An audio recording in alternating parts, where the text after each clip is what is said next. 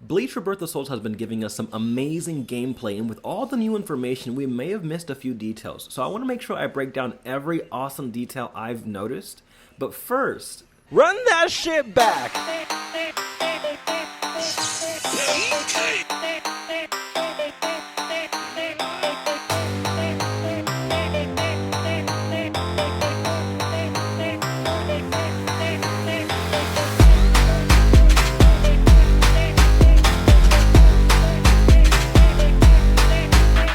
So as we know, in this type of game, we have the opportunity to evolve and awaken into a stronger version of ourselves when we need to turn the tide of the battle. With Ukiyoda, we knew he had a second stage, but we didn't know how it activated. With Hollow Ichigo, we know that if his Kampaku bar goes to 0 and he has his fighting gauge at max after awakening, then he can go into Hollowification. But for Ukiyoda, it appears that once he's in awakening, if his fighting gauge is then brought to full again, he can then go into his second etapa.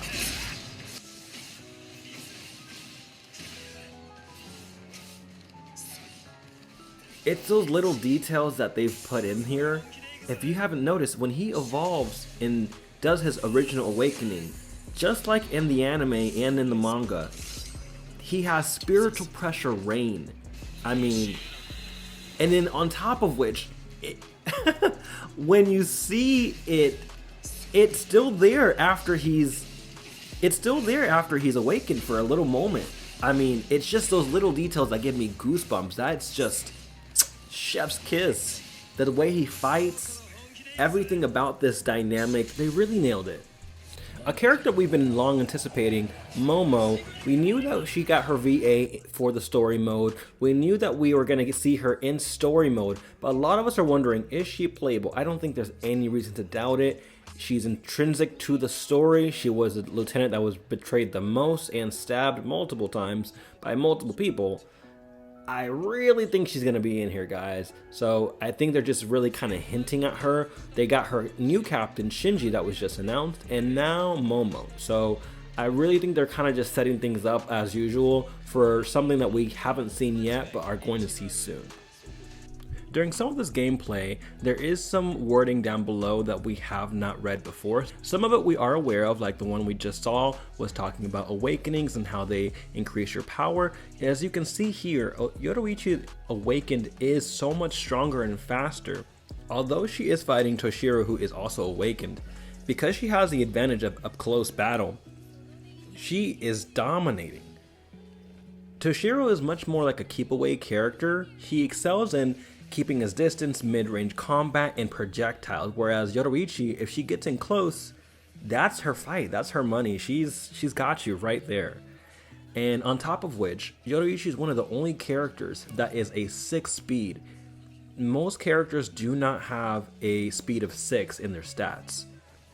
One thing you can notice while fighting is, do you see that the petals on Toshiro's back are slowly disappearing?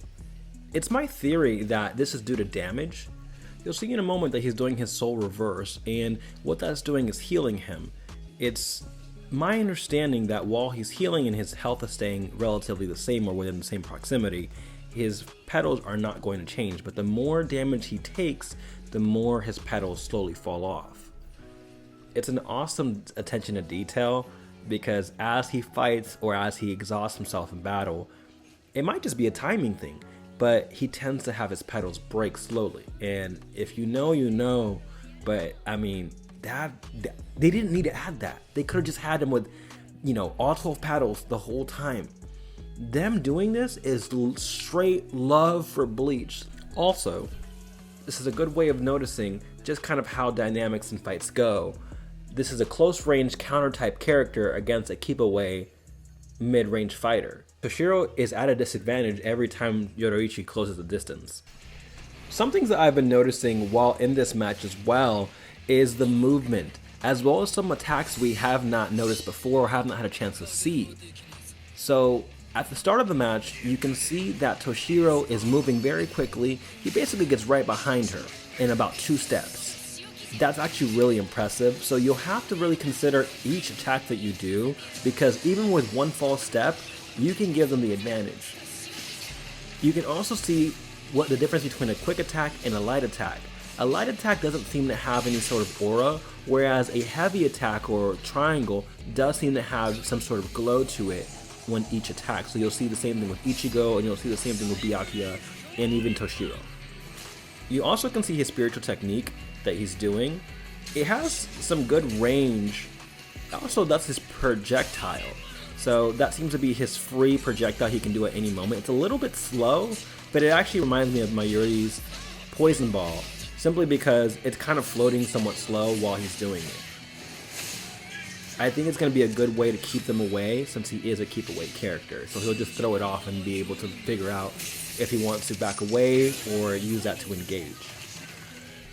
When you're playing in versus mode, it says in 2P battles, the battle takes place on the single screen with controls based on the player 1 camera, meaning you don't get a split screen, it's likely just going to be one screen. This is slightly concerning only because of the Tosen Bankai, but aside from that, I can't see being it too much of an issue, but we shall see. I'm assuming they must have planned for this. One thing that I find just beautiful is honestly the select screen. The menu is awesome, the music that plays is phenomenal, the little graphics that just change as you're waiting, it kind of just adds the extra element of Bleach. It really just, it does the number. And then when you're going into the battle, you see this beautiful imagery of Hueco Mundo. God, they really fucking cooked, man. I'm just... And one thing I really love is the cinematic dynamic of watching the characters come into battle. You know, you get to see them kind of flex for a moment. Those are my favorite things. You look at Ichigo here, you can see that his Shikai unwraps itself. Really quickly you can see, you know, Gin is such like a snake. You can definitely tell the difference between a quick attack and a heavy attack now that we know what they are. You can see he did a guard break just there. His quick attacks are those attacks that don't have an aura. You see with Gin's heavy attacks, they show up as blue. And then that's Mortar. It seems whenever you trigger the Mortar move, which is what initiates the Kikon move, it pretty much guides you directly to them.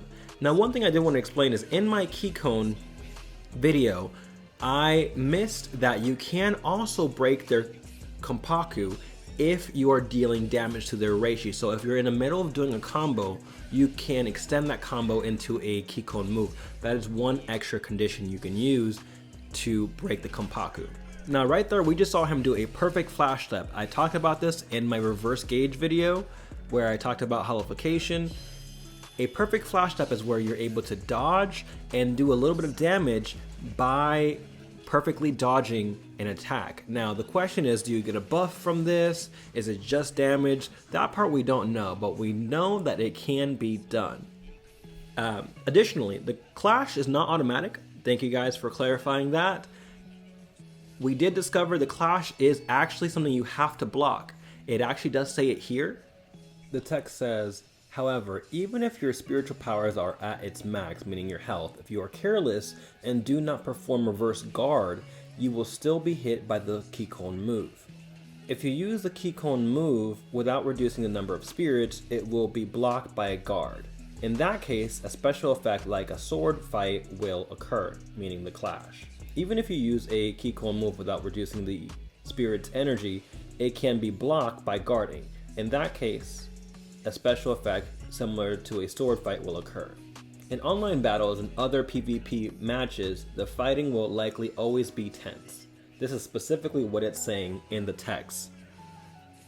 Meaning they expect you to always be on guard, because really, if you remember the Ichigo fight against Grimmjow, it really only took one slash at the end for him to finish him off, even though, you know, Grimmjow had just done his ultimate move. And if you noticed, Ichigo blocked from his behind. What that tells us is that blocking is automatic forward or backwards if you're already guarding. And if you haven't heard already, Shinji has been revealed, and Captain Shunsui and Komomaru should be on their way. Captain Aizen looks like he has another skin, as well as Shinji looks like he has a few skins. Grimmjow looks like he has a skin without an arm. And looking at his moveset, it does appear that he can actually pull this off. It does appear that Hiyori is stuck with Shinji, and she's likely not getting her own character. I'm sure we'll be getting a character reveal for Shinji and then Momo afterwards, since we're due for a female character, and those look like they're lining up. In the fight between Byakya and Rukia, Rukia really seems to have a lot of combo freedom between her signature move, her quick attacks, and her heavy attacks. She really seems to start to shine when she gets into her Shikai state. And also, Byakya really looks like he is just such a versatile character, so it is a really cool match to see. Also, we finally get to see Rukia's final attack, which I figured would be what she did against the Espada number 9. And it was Sultan Sokutsui.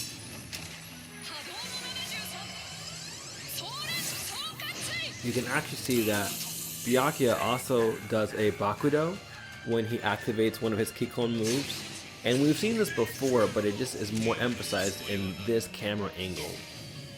One thing I've also noticed is that if your opponent is in the middle of an attack and you unleash your awakening in time, they will not be able to land the damage because your awakening will take priority. So it is a good idea to maybe throw off your awakening when you know your opponent's going to attack you. Just a thought. The fight between Gin and Byakya is actually amazing. They are both mid-range fighters, but they both have different characteristics of how they fight. As you know, Byakya has petals and Gin has a long extending sword. Because of that, you have to take advantage of how your fighter actually interacts in the battle and what they use to do damage. It's an amazing fight, and as I've mentioned in my archetype video, I really wanted to see this fight. I can't wait to see it when the people really know their characters, but it's fun even to see now. I'm excited to see this and all the potential fights that we could have. It looks amazing. One thing that I've noticed is that when Byakya does his Bankai, very similar to like if he's in Senkei, he can summon a sword anytime he needs to. You can see that he did it during his clash against the Kikon move that Gin summoned, and then you'll see that same sword disappear out of his hand once the move has been completed. I think that's just an awesome detail that I think that just goes to show you how stylish this game is while still being lore accurate. They haven't missed a single step. If anything, they've added so many details. I do want to point out that at the end of a match, when their Kikon hits 0, that's when someone should be able to awaken, I believe. So it's that you've killed them, they have a reawakening mechanism for 0, and then at that exact moment if their spirit gauge is high enough and it's reached the max, they will reawaken. That applies to Hollow Ichigo and currently Irving. And given that we've seen Ukiyoda go into his reawakening while not dying, I imagine Uryu's works in a similar fashion, where after he has awakened, he can reawaken by allowing his fighting gauge to accumulate enough to where it reaches its maximum. One of the last details is that Ukiyoda appears to have a special finish Kikon move for maybe Ichigo, or maybe when certain conditions are met. I've got two running theories, but we've seen his Sarrow of Pity, we've also seen his Spear, we've seen his Cero Escura, and then the trailer briefly teased his final Kikon. So this move that we're seeing here is not something that's being illustrated, and yet something that we're seeing as the final way to finish him. Now, it might be because it's Ichigo, he can finish him off in this way, and then if he had the Bankai Ichigo, he might be able to transform into Hollow Ichigo. I'm wondering if the theater can do this with anybody else. I think that'd be awesome, but I think it'd be even cooler if it was something specific and special to the character. Seems like we won't find out for right now, but it is an interesting development, and we'll have to keep our eyes peeled for more. Rukia looks amazing as a glass cannon. He works perfectly. He does a lot of chip damage and ultimately does a lot of risky moves, but does a lot of damage if you get him right. So ultimately, I mean, they're just doing this game so much justice. Anywho, that's pretty much the gist of it. Enough of me joshing and gushing over this game, but boy, I'm gonna be a certified glazer, I'll tell you that. Feel free to like, comment, and subscribe. Shout out to Lee the Warlord and also the Real Quinn Jr. Both have been pretty awesome. It's really awesome when you can have a community of like-minded creators who feel free to, who will also share information and, work together to kind of just share the information around. Feel free to check out their channels. I'll put the links in the description. I am announcing that I will be doing a giveaway. Once we reach 500 subscribers on the channel, I will be doing a giveaway. I'll be giving out more details once we reach that goal. But for now, I'll let you know that you do have to be a subscriber, and there's not too many more requirements. So feel free to hit that subscribe button, as I will be doing guides and gameplay, and now I'll be doing giveaways. So plenty of reasons to be a saint and subscribe. I'm your boy Saint Irving, and I will catch you on the next one. Peace.